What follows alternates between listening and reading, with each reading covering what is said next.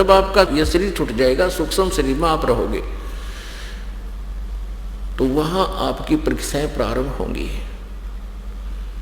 आपने जैसे जीवन काल में जैसा भी संग्रह संचन किया है, कोई बकवाद गढ़ी है या मालिक को याद किया है, जैसी भी आपकी विनम्रता या अभिमान, जैसा भी आपने संग्रह करके गए हो, तो वहाँ आप वैसा ही, वही परीक्षा में आप लिखोगे, यानी वही आपका वैसा ही व्यवहार विचार होगा।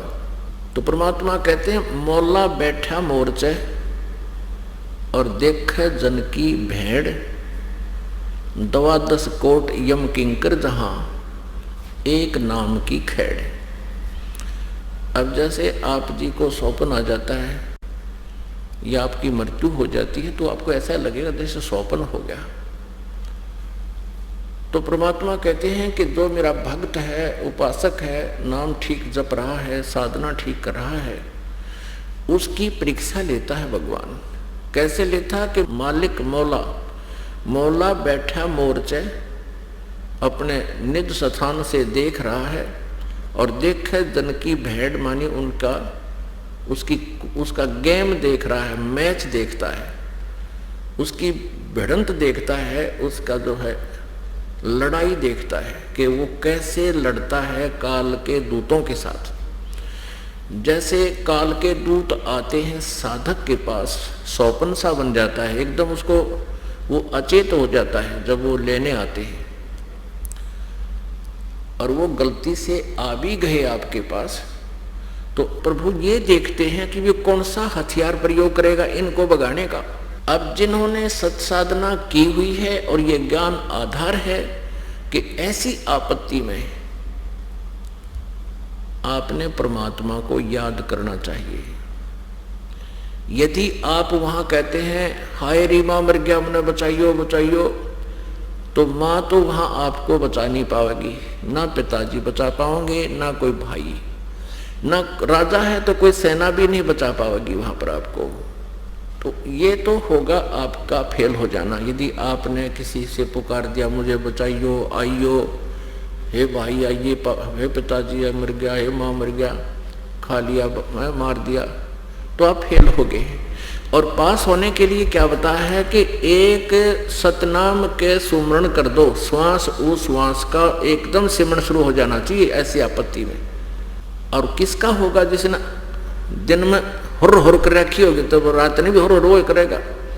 तो जिसने दिन में यानी अपने जीवन काल में जैसे भी परमात्मा को याद किया हुआ है, उस सूक्ष्म शरीर में भी उसको वही याद आवेगा और वही प्रैक्टिस बनेगी। तो यहां गरीबदास साहिब जी कहते हैं कि प्रभु परमेश्वर कबीर देव जी आप जी की परीक्षा लेने के लिए कई बार सौपन भी ऐसा बना देता है।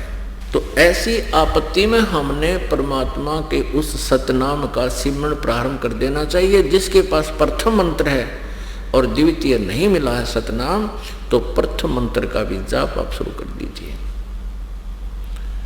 उसी समय भी यम के दूत किसी भी प्रकार की जो आपके ऊपर आपत्ति काल डालना चाहेगा वो नहीं डाल पाएगा, आप सुरक्षित रहोगे। तो ये आपका पास होना होगा। मौला बैठा मोर्चे और देखे अपने जन की भेड़, भेड़ माने लड़ाई, उसकी तरीका देखता है, ये कौन सा फार्मूला अपना होगा। फिर उसका बता भी रहे हैं कि 12 करोड़ यम के दूत आ जाएं। 12 करोड़ हैं काल के दूत। कहते हैं सारे के सारे भी खड़े हों सामने तेरे आके, एक नाम की खेड़, खेड़ बोले जो टक्कर मारा अगर ये पशु जैसे भिड़ते हैं, और कहते हैं एक वह खेड़ है जैसे दो सांड बुड़ते हैं, भिड़ते हैं, 2 भैंसे भिड़ते हैं, तो एक दूसरे का वह जो ऐसे सिर बढ़ाते हैं उसको खेड़ बोलते हैं कि उसने उसका खेड़ मारी। ये अपनी मदर लैंग्वेज है हमारी हरियाणा की देसी। तो कहने का भाव परमात्मा का है कि वो एक नाम की खेड़, सतनाम एक सिमरण कर दिया, हुआ खेड़ मार दी आपने, टक्कर मार दी 12 करोड़ के, और 12 के 12 करोड़ चक्कर काटते जाएंगे न, आपसे 100 फुट दूर जाके खड़े हो जाएंगे। इसमें इतनी शक्ति बताई है, यथार्थ है ये बात।